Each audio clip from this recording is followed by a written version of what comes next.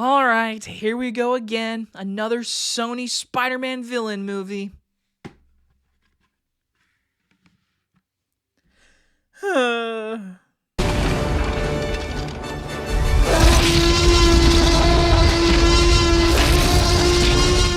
Kraven the Hunter stars Aaron Taylor Johnson and is about Kraven's complex relationship with his ruthless father starts him down a path of vengeance with brutal consequences. From director J.C. Chandor, the man that brought you A Most Violent Year and Triple Frontier, two movies that are really well directed and pretty good. Well, we're talking his new film, Kraven the Hunter. Yet another Sony Spider-Man villain movie because we all loved Morbius, Madam Web, and the Venom trilogy. And they have finally announced there will be no more of these movies. This is the last one. Thank you, goodness gracious, because I have not liked any of them. But for this movie, it was rated R. We have Aaron Taylor Johnson playing Kraven. There's a chance, there's a chance this one could be more better than the other ones. No, it's not, because Madam Web is regarded as one of the worst superhero movies of the year. I could honestly say this one might be worse, and I'm not kidding you. Kraven the Hunter today in a movie theater was absolutely abysmal and a waste of time. But of course, let's begin with the positives. So I will say this, it being R-rated and having the bloody action scenes makes it a little better. I can't lie. We always complain that Venom Let There Be Carnage should have been rated R, which it should have, but this movie goes for that bloody gore, and there's one scene where he uses a bear trap as a freaking weapon. It's kind of cool, I'll be honest. And the action, it's kind of turn your brain off dumb. The final third act with him versus Rhino is really stupid, but the thing is, it works in that, you can really enjoy it if you just do not care about anything that's going on in this movie kind of deal. It's bad enough to where you just have to turn your brain off. And I'll say this, poor Aaron Taylor Johnson, because he's not giving a dog crap performance, but he's giving a performance that isn't, great, but it's, if you could see him in a better writing room, a better director, and better studio, there is something there for him. That's all I can really say about him, because everything else in this movie is just abysmal. This is one of the worst directed Hollywood big budget movies I've ever seen. This director's made good films. I've listed them in the beginning.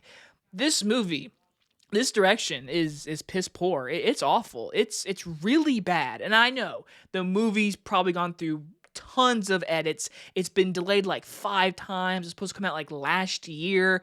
I get all of that. But watching this movie in a theater, a nationwide theatrical release of this movie is just, this is wrong. This is really, really bad. The editing is, there are shots that are just not filmed on the same room, same day. The lighting, the coloring, it's not the same. And what executive or studio said, yeah, that's good enough to put in a theater. That's good enough for people to pay and go see in a movie theater. No, it's with how big the budget this movie is, that is so not right that it is wrong to be seeing this kind of stuff in this budget of a movie. It is so bad. The editing is so bad. The action scenes, again, they're stupid enjoyable if you could put your brain off. But the CGI, once again, Sony producing this CGI is really, really bad. It's bad. The Rhino in this movie, oh man, just wait till it gets leaked or people start taking videos in the movie theater, which stop doing that. But hey, the Rhino in this movie is a cartoon. It is a bad cartoon, and we all thought Paul Giamatti was bad in Amazing Spider-Man 2. Yeah.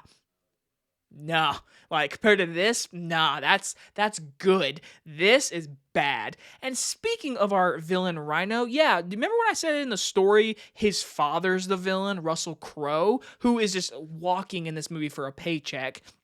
Yeah, that's our villain in one portion of this movie, then it's Rhino, then it's another villain that I didn't even know was in the movie, and then there's a side villain character with hypnotation. I'm what are we doing? Like, this movie, 100%, you can tell, had one villain, and they said, we need more Spider-Man characters. That is literally what happened. I guarantee you it. The studio was like, we need more Spider-Man stuff in this Kraven movie, because, that's what it's all meant to be building to Spider-Man, which we've all been saying in these Sony movies. There's no Spider-Man. We're building up these piss-poor villains in the worst way possible to what? Nothing now. So watching this movie, knowing the fact that the Sony Spider-Man universe is dead, it's like, this means nothing. It absolutely means nothing. And then when you have all these supporting characters around Kraven, it's just like, you do not care, because the story is so badly written. The dialogue, man, I mean, this dialogue is bad. It's really bad. And Ariana DeBose, Oscar-winning actress, I don't want to point you out. You were horrible in this movie. I mean bad. Really bad. Noticeably bad in this movie. I'll blame the director and the writing for her. This is her one hiccup. But her performance in this movie is bad. It is really bad. Then there's other actors in this movie, like The Foreigner. This guy, he was not really good in this movie. It just felt like no one knew what movie they were in. The guy who plays the Rhino, he seemed like he was really cheesing it up, which kind of worked. But then you go back to Aaron Taylor Johnson, who's playing it really serious, and he's doing an okay job. That fit better in this movie than what these other performers were doing, because it was really bad, which I will blame the director for. That it's just, this is outstandingly bad. Seriously. The pacing is horrible. The story sucks. The dialogue sucks. The action is turn your brain off, okay?